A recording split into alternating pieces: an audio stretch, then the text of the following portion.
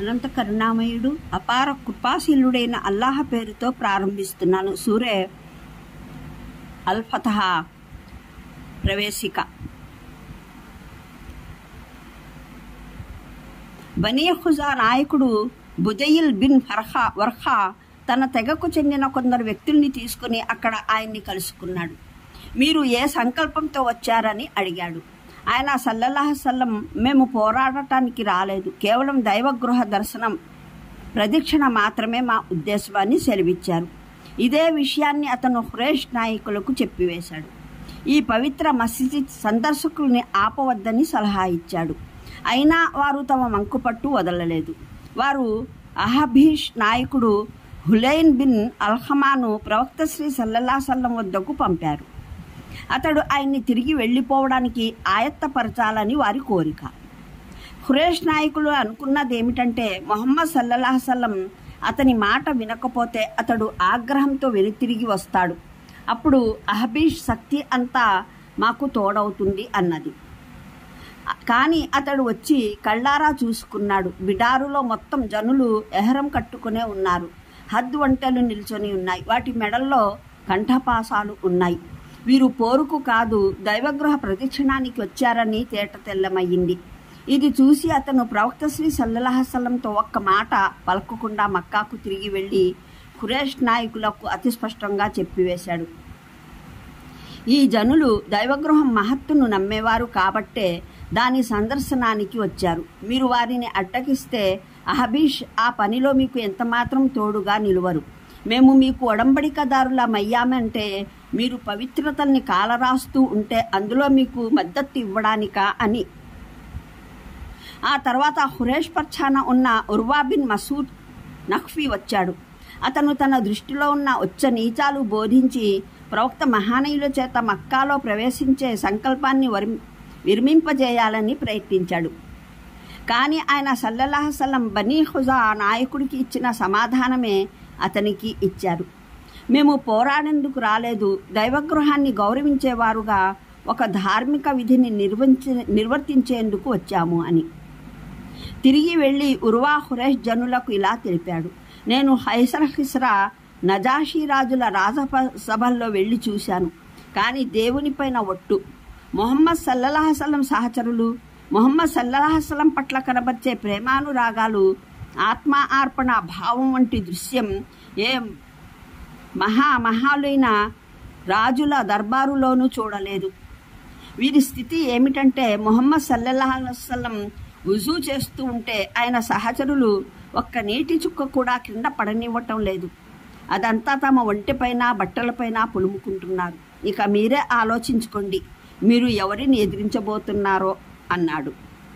ఈ మధ్యన రాయబారుల రాకపోకలు, చర్చలు, సంప్రదింపులు జరుగుతూ ఉండగా ఖురైష్ ప్రజలు గప్చిప్గా వచ్చి ప్రవక్త శ్రీ సల్లల్లాహు అలైహి వసల్లం బిడారుపైన దాడి చేసి ప్రవక్త సహచరులకు ఆగ్రహం కలిగించాలని, ఏ విధంగానైనా యుద్ధానికి సాకుగా మారే ఏదైనా చర్య చేయించాలని బహుదా ప్రయత్నాలు కొనసాగించారు. కానీ వారిలా ప్రయత్నం చేసిన ప్రతిసారి సహచరుల సహనం, సంయమనం, ప్రవక్త శ్రీ సల్లల్లాహు అలైహి వసల్లం విఘ్నత వివేచనలు వారి సమస్త ఉపాయాలను ఒమ్ము చేశాయి. ఒకసారి వారికి చెందిన 40-50 మంది రాత్రివేళ వచ్చి ముస్లింల బిడారులపైన రాళ్లు, అంబుల వర్షం కురిపించసాగారు. సహచరులు వారిని అందరినీ బంధించి ప్రవక్త శ్రీ సల్లల్లాహు అలైహి వసల్లం ఎదుట హాజరుపరిచారు. ఆయన వారిని అందరినీ వదిలిపెట్టారు. మరొక సందర్భంలో తస్ఈం వైపుగా 80 మంది సరిగ్గా ఫజర్ నమాజ్ వేళ వచ్చి దాడి జరిపారు. వీరు సైతం పట్టుబడ్డారు. అయినా వారిని సైతం ప్రవక్త శ్రీ సల్లల్లాహు అలైహి వసల్లం విడుదల చేయించారు. ఈ విధంగా ఖురైష్ చేసిన ప్రతి యుక్తి, ప్రతి పన్నాగం అపజయం పాలయ్యింది.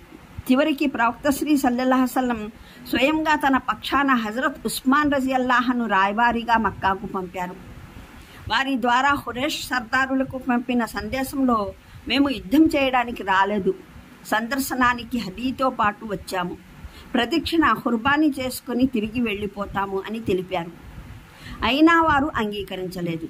హజరత్ ఉస్మాన్ రజీని మక్కాలోనే ఆపి ఉంచారు. ఆ మధ్యనే మహానీయ ఉస్మాన్ రజీని హత్య చేశారన్న పుకారు వ్యాపించింది. ఆయన ఎంతసేపటికి తిరిగి రాకపోయేసరికి ముస్లింలకు ఈ వార్త నిజమైనదే అని నమ్మకం కలిగింది. ఇంకా భరించే అవకాశం ఏదీ లేదు. మక్కా ప్రవేశం వేరే విషయం, అందుకు శక్తిని ఉపయోగించే ఉద్దేశం లేకపోయింది. కానీ రాయబారిని చంపడం వరకు విషయం విషమించినప్పుడు ఇక గత్యంతరం లేదు. ముస్లింలు యుద్ధానికి సన్నద్ధులు అవ్వవలసిందే. కాగా దైవ సందేశహరులు సల్లల్లాహు అలైహి వసల్లం తన సహచరులనందరినీ సమావేశపరిచారు.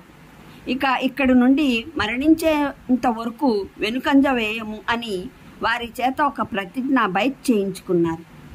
పరిస్థితుల తీవ్రత దృష్టిలో ఉన్న వ్యక్తి ఇదేదో సాధారణ ప్రతిన కాదన్న విషయాన్ని ఇట్టే గ్రహించగలుగుతాడు. ముస్లింలు కేవలం 1400 మంది మాత్రమే ఎటువంటి యుద్ధ సామాగ్రి లేకుండానే వచ్చేశారు. తమ కేంద్రానికి 250 మైళ్ళ దూరాన సరిగ్గా మక్కా పొలిమేరలపై నిలబడి ఉన్నారు. అక్కడ శత్రువు తన శక్తినంతా ఉపయోగించి వారిపైకి దాడి చేయగలడు. చుట్టుపట్ల నుండి తన మద్దతుదారులైన తెగలవారిని తెచ్చి వీరిని చుట్టుముట్టగలడు.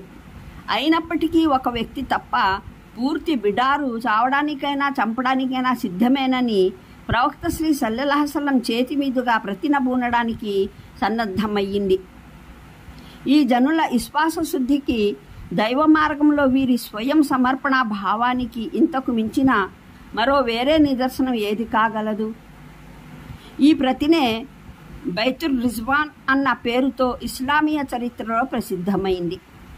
తర్వాత తెలిసిపోయింది మహానీయ ఉస్మాన్ హత్యావార్త తప్పైనది అని. హజరత్ ఉస్మాన్ రజీ స్వయంగా వచ్చేశారు కూడా. ఖురేష్ పక్షాన సుహేల్ బిన్ అమ్రే నాయకత్వాన ఒక ప్రతినిధి వర్గం కూడా సంధి సంప్రదింపులకు ప్రవక్త శ్రీ సల్లల్లాహు అలైహి వసల్లం శిబిరంలోకి వచ్చింది. ఇప్పుడు ఖురేష్ ప్రజలు ప్రవక్త శ్రీ సల్లల్లాహు అలైహి వసల్లంని, ఆయన సహచరుల్ని అసలు మక్కాలోనే ప్రవేశించనివ్వము అన్న తమ మంకుపట్టును మానుకున్నారు. అయితే క్రింద పడ్డా తమదే పై చెయ్యి అనిపించుకునేందుకు ఈ సంవత్సరం మటుకు తిరిగి వెళ్ళిపోవాలని పట్టుపట్టారు. కానీ వచ్చే సంవత్సరం ఉమ్రాకు రావచ్చు. సుదీర్ఘ చర్చల తర్వాత సంధి ఒడంబడికలో రాయబడిన షరతులు ఇవి. 1. రాబోయే 10 ఏళ్ల వరకు ఉభయ వర్గాల మధ్య యుద్ధం జరగదు. పరస్పరం ఒకరికి వ్యతిరేకంగా మరొకరు బహిరంగంగాను రహస్యంగాను ఎటువంటి చర్యలు జరుపుకోరాదు. 2. ఈ మధ్యన ఖురేష్కు చెందిన ఏ వ్యక్తి అయినా తన సంరక్షకుని అనుమతి లేకుండా పారిపోయి మహానీయ ముహమ్మద్ సల్లల్లాహు అలైహి వసల్లం వద్దకు వస్తే అతన్ని ఆయన సల్లల్లాహు అలైహి వసల్లం తిరిగి పంపించి వేయాలి.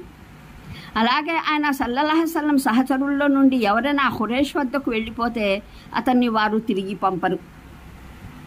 3. అరబ్బు తెగలలో ఏ తెగైనా ఉభయ వర్గాల్లో దేనితోనైనా ఒడంబడిక చేసుకొని ఈ ఒప్పందంలో చేరదలిస్తే ఆ తెగకు ఆ స్వేచ్ఛ ఉంటుంది.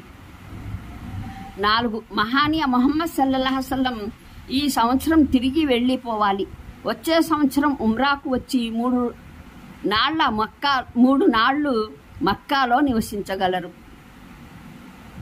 అయితే భుజపట్టాలకు ఒక్కొక్క కరవాలం మటుకే తెచ్చుకోవాలి. మరే యుద్ధ సామాగ్రిని తెచ్చుకోరాదు. ఈ 3 నాళ్ళు మక్కావాసులు వారి కొరకు నగరాన్ని ఖాళీ చేసి వెడతారు, ఘర్షణ ఏది జరిగే అవకాశం లేకుండా నివారించడానికి.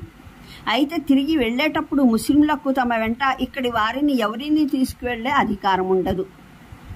ఈ ఒప్పందం షరతులు నిర్ణయమవుతున్నప్పుడు ముస్లింల దళం మొత్తం తీవ్ర ఆందోళనకు లోనై ఉంది. ప్రవక్త మహానీయులు సల్లల్లాహు అలైహి వసల్లం ఏ ఔచిత్య విఘ్నతల్ని దృష్టిలో ఉంచుకొని ఈ షరతులకు అంగీకరిస్తున్నారో ఏ వ్యక్తి అర్థం చేసుకోలేకపోతున్నాడు. ఈ ఒడంబడిక ఫలితంగా రూపొందనున్న మహత్తర శుభాన్ని కానగలిగేంత దూరదృష్టి ఎవ్వరికీ లేకపోయింది.